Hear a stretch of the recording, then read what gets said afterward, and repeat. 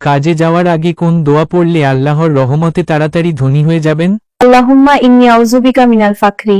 সকালবেলা কোন দোয়া পড়লে কাজে বরকত আসে? আল্লাহুম্মা ইন্নী আসআলুকা রিজকান তাইয়্যিবা। ঋণ ও অভাব দূর হওয়ার জন্য কোন দোয়া পড়তে হয়? আল্লাহুমা ইন্নী আউযুবিকা মিনাল হাম্মি ওয়াল হাজানি।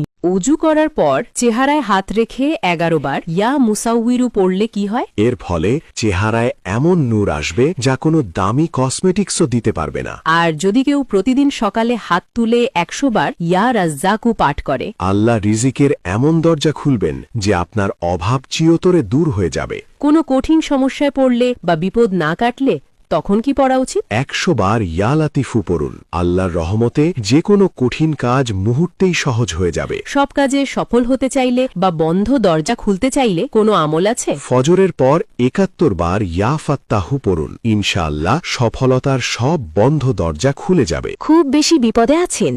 1 ঘন্টায় আল্লাহর সাহায্য আসবে ইনশাআল্লাহ এই পরীক্ষিত আমলটি করলে। 1. লা হাওলা ওয়ালা কুওয়াতা ইল্লা বিল্লাহিল আলিয়ুল আজিম 21 বার পড়বেন। 2. আস্তাগফিরুল্লাহ ইন্নাল্লাহা গাফুরুর রহিম 21 বার পড়বেন।